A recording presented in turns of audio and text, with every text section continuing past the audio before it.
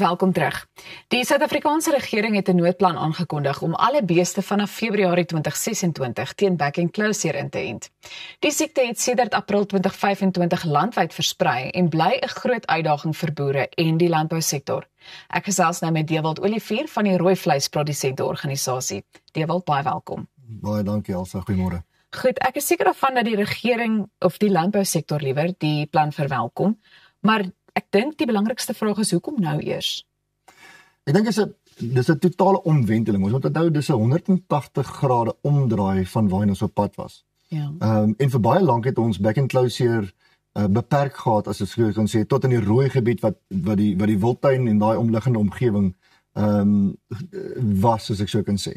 Toe dit uitgekom het, soos eintlik ontsnap het uit hierdie gebied uit en dit in die res van Suid-Afrika versprei het ons nog probeer om op daai spesifieke protokolle en regulasies te werk.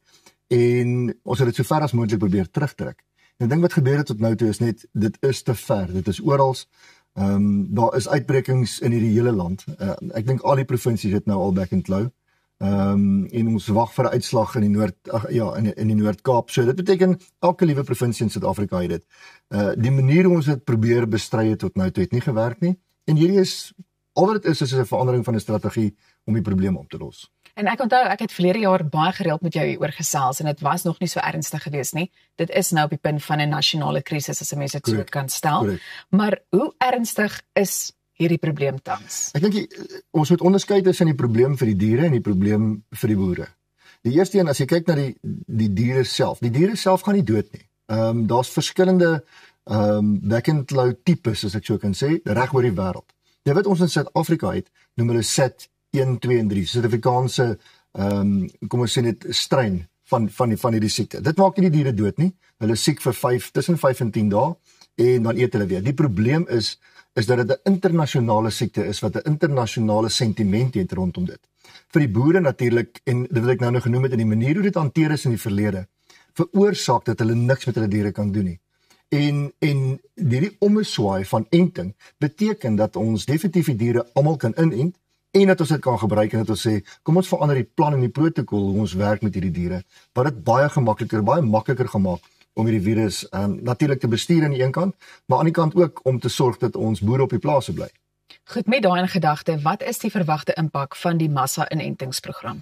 Ek dink astronomies finansiëel gewys, nie net vir die regering nie, maar ook vir die privaat sektor.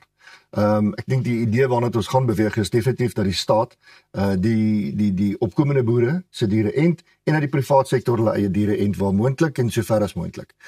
Dis natuurlik nog nie mense op die grond nie, dis nie voertuie nie. Ons moet deurlopend kyk dat die siekte nie versprei en dat daar nie aktiewe uitbrekings is nie. So dit is 'n enorme taak. Maar die feit is ons kan nie net sê ons los dit en ons gaan aan op die manier wat ons aangegaan het met argaïese regulasies en reëls teenoor 'n nuwe manier om hierdie ding te doen. Die Wêreldorganisasie vir Dieregesondheid is 100% gefokus op entings. Dis niks snaaks nie, dis niks niets nie. Net daar gaan 'n groot fokusverskywing en 'n klemverskywing kom, ekskuus, in die volgende jaar met betrekking tot en van hulle af ook.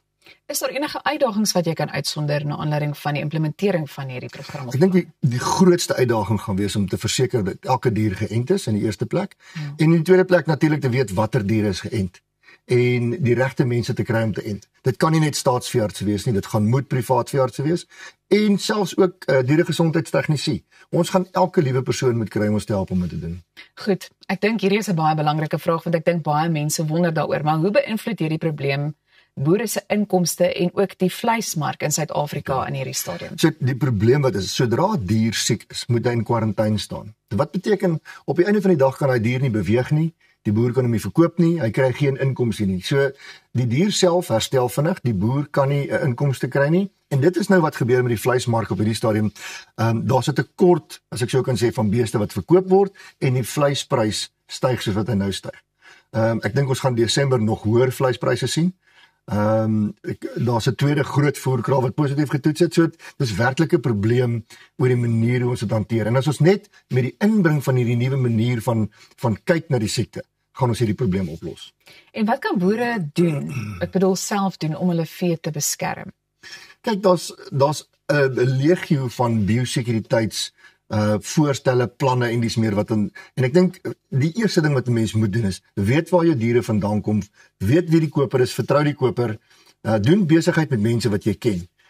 Dit is nie altyd so maklik nie. Maar ek dink dit sal die eerste stap wees daarna. En ek sê altyd vir die ouens, kyk na jou eie plaas. As jou eie plaas biosekuur is, as jy moet net beter wees as jou buurman. Ja. Dan is jy op 'n goeie plek. Goed, hoe sal die entingsprogram Suid-Afrika se internasionale status en uitvoer moontlik beïnvloed? So definitief redelik gaan dit beïnvloed word. Die status gaan ons nou van ons het geen status nie. So tans is ons net soos die res van Afrika sonder enige status en nou gaan ons stapsgewys, hulle noem dit die progressiewe stappe wat ons in plek gaan sit. Dat beteken ons gaan 'n status hê vry van back and claw met enting, die eerste plek. En ons het reeds begin onderhandel met lande soos byvoorbeeld Jordanië, Egipte. Volgende jaar vroeg gaan ons Kuwait, Saudi-Arabië, Dubai toe. Hulle is almal gemaklik daarmee om vleis te vat van diere wat geënt is. Dit is nie die probleem nie. Ons moet net die protokolle onderhandel en die gesondheidssertifikate. Dit is 'n proses, so daar behoort geen onderbreking te wees van uitvoere nie en wat belangrik is om te verstaan is ons voer nog steeds uit. Ondanks hierdie situasie in Suid-Afrika is dit minder.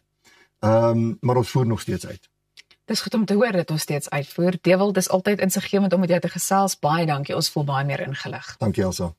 Goed, bly ingeskakel want net hierna deel die Handy die Rand wenke vir Kersgeskenke. Jy wil dit nie mis nie. En maak ook seker jy gaan maak 'n draai op ons YouTube kanaal indien jy weer na enige van hierdie gesprekke wil gaan kyk en luister. Ons is nou weer terug.